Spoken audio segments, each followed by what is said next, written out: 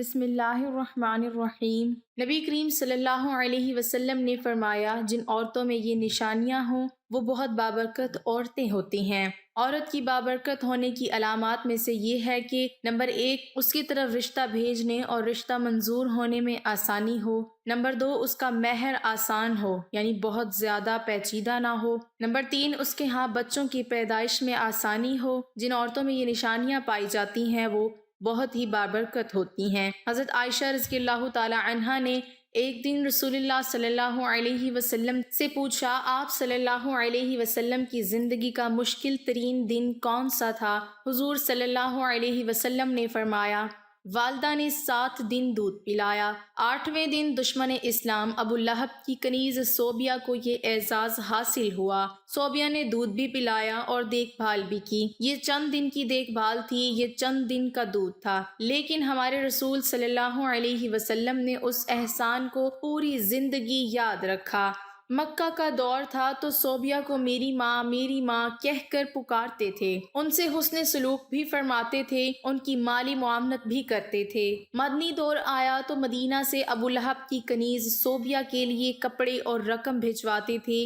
یہ ہے شریعت۔ حضرت حلیمہ سعدیہ رضائی ماں تھیں، یہ ملاقات کے لیے آئیں، دیکھا تو اٹھ کھڑے ہوئے اور میری ماں پکارتے ہوئے ان کی طرف دوڑ پڑے۔ وہ قریب آئیں تو اپنے سر سے وہ چادر اتار کر زمین پر بچھا دی جسے ہم کائنات کی قیمتی ترین متاع سمجھتے ہیں۔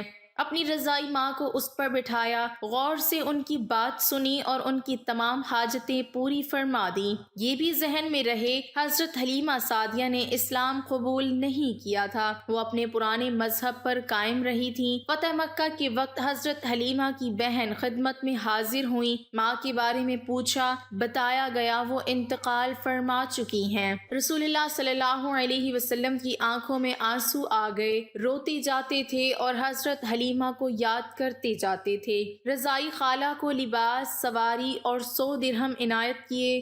رضائی بہن شیمہ غزوہ حنین کے قیدیوں میں شریک تھیں، پتہ چلا تو انہیں بلایا، اپنی چادر بچھا کر بٹھایا، اپنے ہاں قیام کی دعوت دی۔ حضرت شیمہ نے اپنے قبیلے میں واپس جانے کی خواہش ظاہر کی، رضائی بہن کو غلام، لونڈی اور بکریاں دے کر رخصت کر دیا۔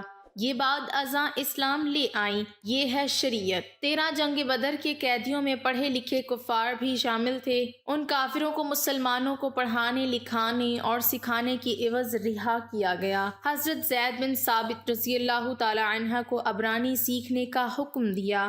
آپ رضی اللہ تعالی عنہ نے عبرانی سیکھی اور یہ اس زبان میں یہودیوں سے خط و کتابت کرتے رہے۔ کافروں کا ایک شاعر تھا، سہیل بن عمرو، یہ رسول اللہ صلی اللہ علیہ وسلم کے خلاف اشتعال انگیز تقریریں بھی کرتا تھا اور توہین آمیز شعر بھی کہتا تھا۔ یہ جنگ بدر میں گرفتار ہوا۔ سہیل بن عمرو کو بارگاہ رسالت میں پیش کیا گیا۔ حضرت عمر رضی اللہ تعالی عنہ نے تجویز دی، میں اس کے 2 نچلے دانت نکال دیتا ہوں، یہ اس کے بعد شعر نہیں پڑھ سکے گا۔ تڑپ کر فرمایا، میں اگر اس کے اعضاء بگاڑوں گا تو اللہ میری اعضاء بگاڑ دے گا۔ سہیل بن عمرو نے نرمی کا دریا بہتے دیکھا تو عرض کیا، مجھے فدیہ کے بغیر رہا کر دیا جائے گا؟ اس سے پوچھا گیا، کیوں؟ سہیل بن عمرو نے جواب دیا، میری 5 بیٹیاں ہیں، میرے علاوہ ان کا کوئی سہارا نہیں۔ رسول اللہ صلی اللہ علیہ وسلم نے سہیل بن عمرو کو اسی وقت رہا کر دیا۔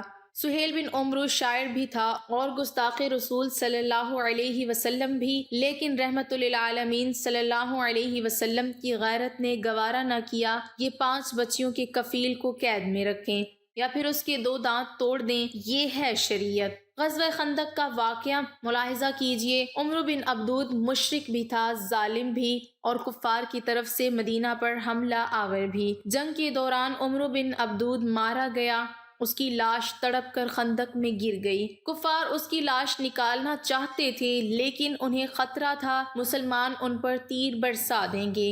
کفار نے اپنا سفیر بھیجوایا، سفیر نے لاش نکالنے کے عوض 10,000 دینار دینے کی پیشکش کی۔ رحمت للعالمین صلی اللہ علیہ وسلم نے فرمایا، میں مردہ فروش نہیں ہوں، ہم لاشوں کا سودا نہیں کرتے، یہ ہمارے لیے جائز نہیں۔ کفار کو عمرو بن عبدود کی لاش اٹھانے کی اجازت دے دی۔ خیبر کا قلعہ فتح ہوا تو یہودیوں کی عبادت گاہوں میں تورات کے نسخے پڑے تھے۔ تورات کے سارے نسخے اکٹھے کروائے اور نہایت ادب کے ساتھ یہ نسخے یہودیوں کو پہنچا دیے، اور خیبر سے واپسی پر فجر کی نماز کے لیے جگانے کی ذمہ داری حضرت بلال رضی اللہ تعالی عنہ کو سونپی گئی۔ حضرت بلال رضی اللہ تعالی عنہ کی آنکھ لگ گئی، سورج نکل آیا تو قافلے کی آنکھ کھلی۔ رسول اللہ صلی اللہ علیہ وسلم نے حضرت بلال رضی اللہ تعالی عنہ سے فرمایا، بلال آپ نے یہ کیا کیا؟ حضرت بلال رضی اللہ تعالی عنہ نے عرض کیا، یا رسول اللہ صلی اللہ علیہ وسلم، جس ذات نے آپ صلی اللہ علیہ وسلم کو سلایا اس نے مجھے بھی سلا دیا۔ تبسم فرمایا اور حکم دیا، تم اذان دو۔ اذان دی گئی۔ آپ صلی اللہ علیہ وسلم نے نماز ادا کروائی اور پھر فرمایا، تم جب نماز بھول جاؤ تو پھر جس وقت یاد آئے اسی وقت پڑھ لو، یہ ہے شریعت۔ حضرت حذیفہ بن یمان رضی اللہ تعالی عنہ سفر کر رہے تھے۔ کفار جنگ بدر کے لیے مکہ سے نکلے۔ کفار نے راستے میں حضرت حذیفہ رضی اللہ تعالی عنہ کو گرفتار کر لیا۔ آپ سے پوچھا گیا، آپ کہاں جا رہے ہیں؟ حضرت حذیفہ رضی اللہ تعالی عنہ نے عرض کیا، مدینہ۔ کفار نے ان سے کہا، آپ اگر وعدہ کرو آپ جنگ میں شریک نہیں ہوں گے تو ہم آپ کو چھوڑ دیتے ہیں۔ حضرت حذیفہ رضی اللہ تعالی عنہ نے وعدہ کر لیا۔ یہ اس کے بعد سیدھے مسلمانوں کے لشکر میں پہنچ گئے۔ مسلمانوں کو اس وقت مجاہدین کی ضرورت بھی تھی، جانوروں کی بھی اور ہتھیاروں کی بھی، لیکن جب حضرت حذیفہ رضی اللہ تعالی عنہ کے وعدے کے بارے میں علم ہوا تو مدینہ بھجوا دیا گیا اور فرمایا، ہم کافروں سے معاہدے پورے کرتے ہیں اور ان کے مقابلے میں صرف اللہ تعالیٰ سے مدد چاہتے ہیں۔ نجران کے عیسائیوں کا 14 رکنی وفد مدینہ منورہ آیا۔ رسول اللہ صلی اللہ علیہ وسلم نے عیسائی پادریوں کو نہ صرف ان کے روایتی لباس میں قبول فرمایا بلکہ انہیں مسجد نبوی صلی اللہ علیہ وسلم میں بھی ٹھہرایا اور انہیں ان کے عقیدے کے مطابق عبادت کرنے کی اجازت بھی دی۔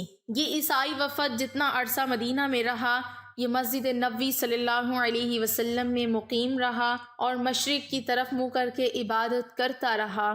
ایک مسلمان نے کسی اہل کتاب کو قتل کر دیا۔ آپ صلی اللہ علیہ وسلم نے مسلمان کے خلاف فیصلہ دیا اور یہ مسلمان قتل کے جرم میں قتل کر دیا گیا۔ حضرت سعد بن عبادہ رضی اللہ تعالی عنہ نے فتح مکہ کی وقت مدنی ریاست کا جھنڈا اٹھا رکھا تھا۔ یہ مکہ میں داخل ہوتے وقت جذباتی ہو گئے اور انہوں نے حضرت ابو سفیان رضی اللہ تعالی عنہ سے فرمایا، آج لڑائی کا دن ہے، آج کفار سے جی بھر کر انتقام لیا جائے گا۔ رحمت للعالمین صلی اللہ علیہ وسلم نے سنا تو ناراض ہو گئے، ان کے ہاتھ سے جھنڈا لیا، ان کے بیٹے قیس رضی اللہ تعالی عنہ کے سپرد کیا اور فرمایا، نہیں، آج لڑائی نہیں، رحمت اور معاف کرنے کا دن ہے۔ مدینہ میں تھے تو مکہ میں قحط پڑ گیا۔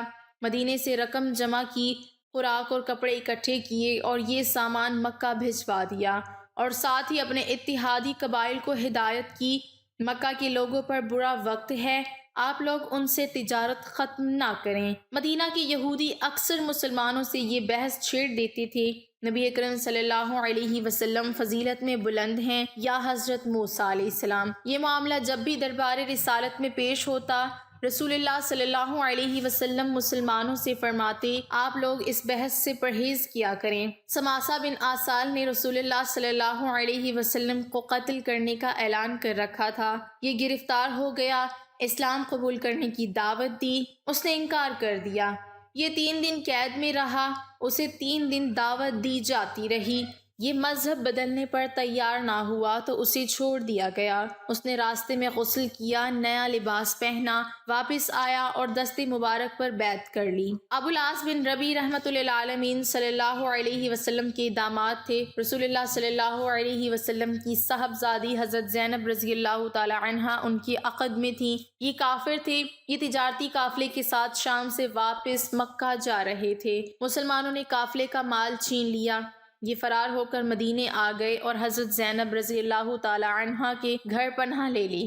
صاحبزادی مشورے کے لیے بارگاہ رسالت میں پیش ہو گئی۔ رسول اللہ صلی اللہ علیہ وسلم نے فرمایا، ابو العاص کی رہائش کا اچھا بندوبست کرو مگر وہ تمہارے قریب نہ آئے کیونکہ تم اس کے لیے حلال نہیں ہو۔ حضرت زینب رضی اللہ تعالی عنہا نے عرض کیا، ابو العاص اپنا مال واپس لینے آیا ہے۔ مال چھیننے والوں کو بلایا اور فرمایا گیا یہ مال غنیمت ہے اور تم اس کے حقدار ہو، لیکن اگر تم مہربانی کر کے ابو العاص کا مال واپس کر دو تو اللہ تعالیٰ تمہیں اجر دے گا۔ صحابہ رضی اللہ تعالیٰ عنہ نے مال فوراً واپس کر دیا۔ حضرت زینب رضی اللہ تعالیٰ عنہ قبول اسلام کی وجہ سے مشرک خامند کے لیے حلال نہیں تھیں، لیکن رسول اللہ صلی اللہ علیہ وسلم نے داماد کو صاحبزادی کے گھر سے نہیں نکالا۔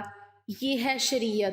حضرت عائشہ رضی اللہ تعالیٰ عنہ ایک دن رسول اللہ صلی اللہ علیہ وسلم سے پوچھتی ہیں زندگی کا مشکل ترین دن کون سا تھا؟